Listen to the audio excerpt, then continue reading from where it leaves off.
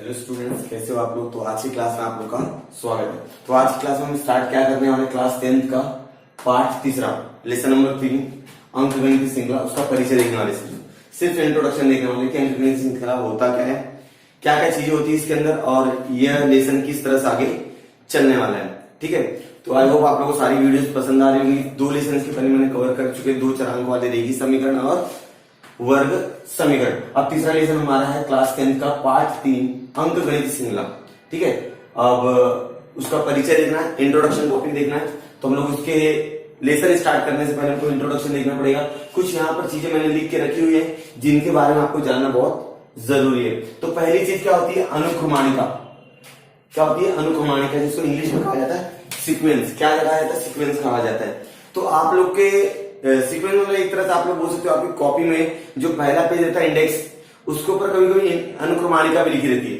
ठीक है ना, इंडेक्स मतलब क्या होता है, कोई नंबर क्या होता है सीरियल नंबर से, इसलिए उसको क्या नाम है सीक्वेंस। सीक्वेंस मतलब जब कोई भी चीज चलेगी, कोई भी संख्या चलेगी या कोई पद चलेगा, वो क्या रहेगा, एक सीक्वेंस रहेगा, उसे क्या कहेगा, अनुक्रमाणिका कहेंगे। जैसे आप लोग अपने कॉपी में पहला लेसन लिखते हो, फिर दूसरा लेसन लिखते हो, फिर तीसरा लिखते हो, फिर चौथा, फिर पांचवा, फिर छठा, फिर सातवां, इस तरह से लिखते हो। ऐसा तो नहीं ना कि पहले आपने 10वां लिख दिया, फिर 9वां लिख दिया, फिर 5वां लिख दिया। तो क्या करते हो आप, अनुक्रमाणिका में एक सीक्वेंस रहता है। ठीक है ना, एक सीक्वेंस आप फॉलो करते हो, एक नियम को आप फॉलो करते हो। तो पहला चीज अनुक्रमाणिका, जिसको इंग्लिश में कहा जाता है सीक्वेंस। अब अनुक्रमाणिका की परिभाषा क्या होती है उसको समझ लेते हैं। प्राकृतिक संख्याएं जैसे विशिष्ट क्रम से लिखे गए संख्या समूह को अनुक्रमाणिका कहते हैं। मतलब कोई भी प्राकृतिक संख्या जिसको एक विशिष्ट क्रम से लिखा जाए, मतलब प्राकृतिक संख्या जिसको एक क्या लिखा जाए, एक विशिष्ट क्रम से लिखा जाए, उसे क्या कहा जाएगा, अनुक्रमाणिका कहा जाएगा। जैसे यहाँ पर 1 2 3 4, ये क्या है, एक अनुक्रमाणिका है, क्योंकि ये विशिष्ट क्रम है। क्या है इसके अंदर, विशिष्ट क्रम है, क्योंकि 1 2 3 4 लिखने में सब में क्या एक एक अंतर है, सब में एक एक अंतर। तो इसका विशिष्ट क्रम क्या है, एक एक से क्या हो रहा है, बढ़ रहा है। अगर मैं यहां पर बोलूं कि 13वां पद क्या होगा, मतलब 13वें नंबर पे क्या आएगा, तो आप बोलोगे सर 13 आएगा। यहाँ 25वें नंबर पे क्या आएगा, तो आप क्या बोलोगे सर 25 आएगा, क्योंकि आपको मालूम है इसका सीक्वेंस जो है वह एक सीरीज में एक विशिष्ट संख्या है। ठीक है, अब दूसरा क्या है हमारे पास, 1 4 9 16 25 36 49। 1 4 9 16 25 36 49। अगर मैं बात करूं तो इसके अंदर भी क्या सीक्वेंस है, जैसे 4 क्या है, 2 का स्क्वायर है, फिर 3 क्या है, 3 का स्क्वायर है, 3 का स्क्वायर है। ठीक है, 16 क्या है, 4 का स्क्वायर है, 25 क्या है, 5 का स्क्वायर है। तो सबका एक विशिष्ट क्रम है ना, 2 3 4 5। अगर मैं बोलूं 49 का स्थान क्या है, तो आप बोलोगे सर 7 है। समझ में आ रहा है, चलिए। तो ये आपको समझ में आ गया कि भाई अनुक्रमाणिका क्या होती है, अनुक्रमाणिका क्या होती है। इसके बाद देख लेते हैं अनुक्रमाणिका विशिष्ट स्थान पर विशिष्ट संख्या होती है, ये आपको समझ में आ गया। और वे जो संख्या होती है उनको A1 A2 A3 अगर मानते हैं, ठीक है, तो A1 को मैं बोलूंगा पहली संख्या और A2 को मैं बोलूंगा दूसरी संख्या और संख्या A3 को बोलूंगा मैं तीसरी संख्या। तीसरे नंबर पर आ रहा है तीसरी संख्या। अगर मेरे पास संख्याएं कहां तक है वो निश्चित नहीं है, मतलब n नंबर, जब हमको संख्या मालूम नहीं होती कि कहां पर स्टॉप होने वाली है, तो हम लोग क्या बोलते हैं, उसको n बोलते हैं, n नंबर तक। तो an बराबर nवीं संख्या। समझा यहाँ तक, तो आपको यहां पर समझ में आ गया होगा भाई अनुक्रमाणिका क्या होती है। ठीक है, मतलब कोई भी संख्या जो एक विशिष्ट क्रम से लिखी है, कोई भी जानकारी बोल दीजिए आप, कोई भी जानकारी विशिष्ट क्रम से लिखी जाए, ठीक है, उसे क्या कहा जाएगा, अनुक्रमाणिका कहा जाएगा। अनुक्रमाणिका में अगर मान लेते हैं A1 A2 A3 और AN तक है, तो A1 को पहली संख्या, A2 को दूसरी संख्या, A3 को क्या बोलेंगे, तीसरी संख्या बोलेंगे। ठीक है, अब अनुक्रमाणिका के पद, तो अनुक्रमाणिका के पद क्या होता है, पद मतलब होता है टर्म, इंग्लिश में इसको कहा होता है टर्म। ठीक है, अनुक्रमाणिका के क्रमिक पदों को T1 T2 T3 और Tn इस प्रकार से लिखा जाता है। T1 मतलब फर्स्ट टर्म, T1 मतलब क्या होता है, फर्स्ट टर्म T1। T2 मतलब सेकेंड टर्म, T3 मतलब थर्ड टर्म। ये पहला पद, दूसरा पद और ये तीसरा पद। समझ आ गया, T1 बराबर पहला पद होगा, T2 बराबर दूसरा पद हो जाएगा और T3 बराबर आपको मालूम है तीसरा पद। और n रहेगा तो Tn रहेगा तो nवां पद। Tn रहेगा तो क्या आएगा nवां पद। ठीक है, चलो आपको तो ये समझ में आ गया अनुक्रमाणिका क्या होता है, अनुक्रमाणिका के पद क्या होते हैं, पहला पद क्या होता है, दूसरा पद क्या होता है, तीसरा पद क्या होता है। ठीक है, अब समझ लेते हैं कि श्रृंखला, श्रृंखला मतलब आप अनुक्रमाणिका को श्रृंखला बोल सकते हो। ये जो अनुक्रमाणिका है ना, इसको आप क्या बोल सकते हो, श्रृंखला बोल सकते हो। श्रृंखला बोलो, अनुक्रमाणिका बोलो। तो अनुक्रमाणिका हमारे पास दो प्रकार की होती है। कितने प्रकार की? दो। कितने प्रकार की? दो। तो पहली है अंकगणित श्रृंखला और दूसरी है भूमितीय श्रृंखला। लेकिन हमको इस क्लास में, क्लास 10th में हमको सिर्फ अंकगणित श्रृंखला देखनी है। ये जो भूमितीय श्रृंखला है वो आपको 11वीं में और 12वीं में आ सकते हैं, लेकिन अभी के लिए इस क्लास के लिए हमको क्या देखना है, अंकगणित श्रृंखला देखनी है। उसको इंग्लिश में कहते हैं अरिथमेटिक प्रोग्रेशन और उसको बोलते हैं ज्योमेट्रिक प्रोग्रेशन। सर अंकगणित श्रृंखला में भूमितीय श्रृंखला में क्या फर्क है बता दीजिए। जैसे मैंने यहाँ पे एग्जाम्पल लिया 1 4 7 10।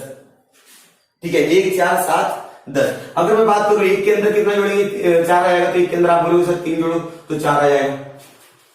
फिर सर 4 के अंदर कितना जोड़ो तो 7 आ जाएगा, तो 4 के अंदर 3 जोड़ो तो आपको कितना मिल जाएगा 7, और 7 के अंदर 3 जोड़ो तो आपको कितना मिल जाएगा 10। तो आप क्या करो, सब में 3 ऐड कर रहे हो, सब में 3 क्या कर रहे हो, प्लस कर रहे हो। और दूसरा वाला एग्जाम्पल देखो 6 12 18।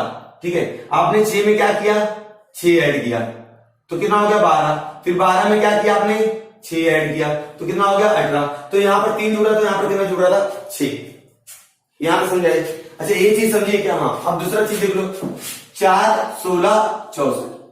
4 में ऐसा क्या किया 16 हो गया, पता लगाइए 4 में ऐसा क्या किया 16 हो गया। 4 में मैंने 4 से क्या किया, गुणा किया, 16 हो गया। फिर 16 में मैंने क्या किया, 4 से गुणा किया, मतलब कितना हो गया 64 हो गया। मतलब अंकगणित श्रृंखला में क्या होता है, योग होता है। क्या होता है, योग होता है। योगफल करते हैं, जोड़ते हैं, एडिशन करते हैं। क्या करते हैं, एडिशन करते हैं। और भूमितीय श्रृंखला में क्या करते हैं, गुणा करते हैं। क्या करते हैं, गुणा, मतलब मल्टीप्लीकेशन करते हैं। मतलब यहाँ की जो संख्या रहेगी वो बहुत स्लो बढ़ेगी, लेकिन यहाँ की संख्या बहुत स्पीड बढ़ेगी, मल्टीपल रहेगा। समझ में आ रहा है? चलिए अब सामान्य पद, अगला एक टॉपिक आ जाता है सामान्य पद। क्या कहते हैं इसको, सामान्य पद। सामान्य पद जो क्या होता है, दो क्रमिक पदों में अंतर स्थिर हो, मतलब दो पदों में अंतर क्या होना चाहिए, स्थिर होना चाहिए, उस अंतर को सामान्य अंतर कहते हैं। फॉर एग्जाम्पल के रूप में मान लू 2 4 6 8 और 10। अब बताइए 2 और 4 में कितने अंतर है, आप बोलोगे सर 2 का अंतर है। 4 और 6 में कितने अंतर है, आप बोलोगे सर 2 का अंतर है। 6 और 8 में कितने अंतर है, 2 का अंतर है। 8 और 10 में कितने अंतर है, 2 का अंतर है। तो सारे पदों में कितने का अंतर है, 2 का अंतर है। इस अंतर को क्या कहा जाता है, सामान्य पद। सामान्य पद नहीं, सामान्य अंतर, सामान्य अंतर। सामान्य अंतर मतलब दो क्रमिक पद, मतलब दो पद रहेंगे ना, उनके बीच में जो अंतर रहेगा उसको क्या कहा जाएगा, क्या कहा जाएगा, सामान्य अंतर कहा जाएगा। फॉर एग्जाम्पल T1 कितना हो गया, 2 हो गया। T2 कितना हो गया, 4 हो गया। T3 कितना हो गया, 6 हो गया। देखो T1 T2 T3, तो T1 बराबर 2, T2 बराबर 4 और T3 बराबर कितना हो गया, 6 हो गया। तो D हमारा कैसे निकलेगा, D बराबर T2 minus T1, T2 minus T1। दूसरे पद में से पहला पद घटा दीजिएगा, आपको D का मान आएगा हमेशा। D का मान कैसे आता है, तो पहले पद दूसरे पद में से पहला पद घटा दीजिए, तो 4 माइनस 2 बराबर कितना आ गया, 2। तो इस तरह क्या निकलेगा हमारा, D निकलेगा। अगर किसी ने पूछा D निकालने का फॉर्मूला क्या है, तो Tn प्लस 1 माइनस Tn। सही बात है ना, यहाँ पर जो n रहेगा उससे एक बड़ा रहेगा ना। यहाँ पर देखो, यहाँ पर 1 था तो यहाँ पर 2 है, मतलब एक बड़े आता है यहाँ पर। तो D बराबर Tn प्लस 1 माइनस Tn। तो यहाँ पर मैंने D का फॉर्मूला लिख के रखा हुआ है, यहां तो समझा। हाँ चलिए अब ध्यान दो, यहाँ पर अंकगणित श्रृंखला हमको क्या पढ़ना है इस लेसन, इस क्लास में, क्लास 10 में क्या पढ़ना है, अंकगणित श्रृंखला पढ़नी है। दी गई अनुक्रमाणिका में किन्हीं दो क्रमिक पदों का अंतर स्थिर हो। अगर मान लो एक मैंने अनुक्रमाणिका दे दी आपको, एक मैंने श्रृंखला दे दी आपको, और उन श्रृंखला में दो क्रमिक पदों का अंतर क्या है, स्थिर है। उस श्रृंखला में दो पदों के बीच में जो अंतर है वो क्या है, स्थिर है। उसे क्या कहा जाएगा, अंकगणितीय श्रृंखला कहा जाएगा। क्या कहा जाएगा, अंकगणितीय श्रृंखला कहा जाएगा। जैसे 100, 70, 40, 10 क्या हो रहा है यहाँ पर, आप देख रहे हो संख्या कम हो रही है। सही बात है, आपको मालूम पड़ रहा होगा सर संख्या कम हो रही है। 100 है, 70 है, 40 है, 10 है, तो 100 में से कितना क्या करेंगे, 70 आ जाएगा। 100 में से -30 करो, 70 आ जाएगा। ठीक है, फिर 70 में ऐसा क्या करेंगे, 40 आ जाएगा, तो 70 में -30 करो, 40 आ जाएगा। फिर 40 में -30 करो, 10 आ जाएगा। तो मतलब माइनस करने पर आपको अगली संख्या मिल रही है। ठीक है, तो यहां पर अगर किसी ने पूछा डी का मान कितना है, तो आप क्या बोलो, -30 है। क्या बोलोगे आप, -30 है। ठीक है, अब यहां ध्यान दो, -7 और -4 हो गया। आपको मालूम है ऋणात्मक संख्या जितनी छोटी होगी उतनी बड़ी होती है। तो यहां पर संख्या क्या बढ़ रही है, -7 से बड़ा क्या होता है, -4, -4 से बड़ा क्या होता है, -1, -1 से बड़ा क्या, -2। और आपको इतना तो मालूम, इतना तो लॉजिक लगाओ कि संख्या बढ़ती कब है, जब लोग किसी संख्या क्या करते हैं, ऐड करते हैं, प्लस करते हैं। जब लोग किसी संख्या को जोड़ेंगे तो संख्या क्या आती है, बढ़ती है। तो -7 में ऐसा क्या जोड़ोगे कि -4 आ जाएगा, तो आप क्या करो, -7 में +3 जोड़ दो, तो कितना हो जाएगा, -4। भाई सही है ना, -7 + 3, माइनस प्लस माइनस बड़े पद का चिन्ह लग गया। -4 में -4 + 3 तो -1 आ गया। अब -1 + 3 2 आ गया। ठीक है, तो आपने यहां पर क्या किया, +3 जोड़ा है, तो डी का मान अगर इधर किसी ने पूछा तो आप क्या बताओगे, +30। ठीक है, यहां से समझा होगा आप लोगों को। अब अगला क्या है, 4 4 4 4, तो आप क्या कर रहे हो, यहां पर 4 में 0 जोड़ो, 4 आ जाएगा। फिर 4 में 0 जोड़ो, फिर 4 आ जाएगा। फिर 4 में 0 जोड़ो, फिर 4 आ जाएगा। तो यहां पर डी का मान क्या हो गया, 0 हो गया। तो ये तीनों को देख के आपको क्या लगता है, ये तीनों को देख कर लगता है कि जो डी का मान है वह 0 भी हो सकता है, ऋणात्मक भी हो सकता है और धनात्मक भी हो सकता है। समझ में आ गया, डी का मान सामान्य अंतर हमारा धनात्मक भी हो सकता है, ऋणात्मक भी हो सकता है और शून्य भी हो सकता है। तो मैंने यहां पर लिख दिया है, डी का मान धनात्मक, डी का मान धनात्मक, ऋणात्मक, शून्य हो सकता है। अब मान लीजिए कोई अंकगणित श्रृंखला आपके पास दी गई है, आपको ए का मान दिया है और डी का मान। सर ए क्या होता है, ए मतलब पहली संख्या, जो श्रृंखला दी है ना उस श्रृंखला का पहली संख्या या पहला पद दिया गया है। ए का मान दिया, डी का मान दिया है, तो पहला पद क्या होता है, ए। T1 मतलब पहला पद और ए बराबर क्या होता है, पहला पद, तो T1 बराबर ए। T2 कैसे निकलेगा, तो आपको मालूम है पहले पद में डी जोड़ दो तो दूसरा पद मिल जाता है, फिर दूसरे पद में डी जोड़ो तो तीसरा पद मिलेगा, फिर तीसरे पद में डी जोड़ो तो चौथा पद मिलेगा।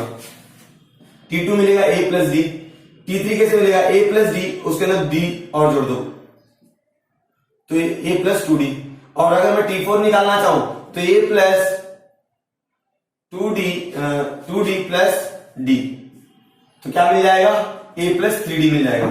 तो प्रथम पद a तथा सामान्य अंतर d, प्रथम पद a तथा सामान्य अंतर d बनने वाले अंकगणित श्रृंखला क्या हो जाएगी आपकी, a + d, a + 2d, a + 3d होती है। तो यहां पर सारी चीज समझी। मैं एक चीज और बताना चाहूंगा, यहां पर ये Tn को क्या कहा है, सामान्य पद कहा जाता है। क्या कहा जाता है, सामान्य पद।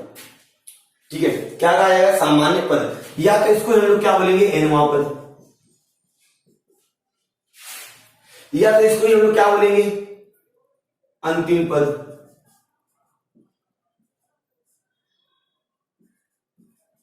तो 3 नाम है, 1, 2 और 3 Tn के। सामान्य पद भी बोल सकता है, nवां पद भी बोल सकता है और अंतिम पद भी बोल सकता है। ऐसा जब आप सवाल हल करोगे तब। ठीक है, अब इस सामान्य पद को निकालने का कोई तो सूत्र होता होगा, तो यहां पर हमारे पास Tn बराबर a + n - 1 × d।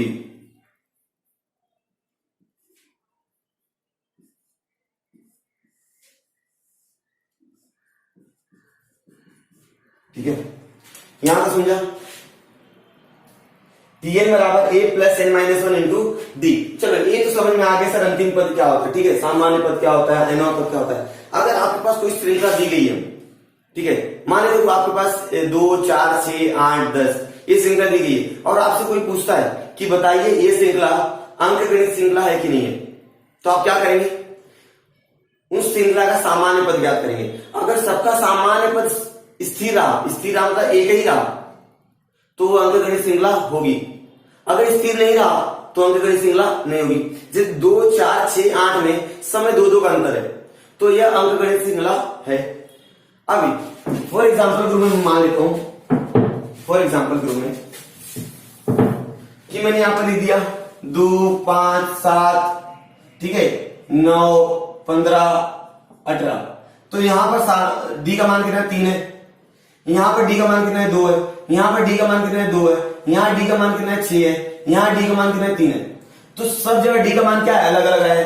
तो यहां पर सामान्य पद स्थिर है।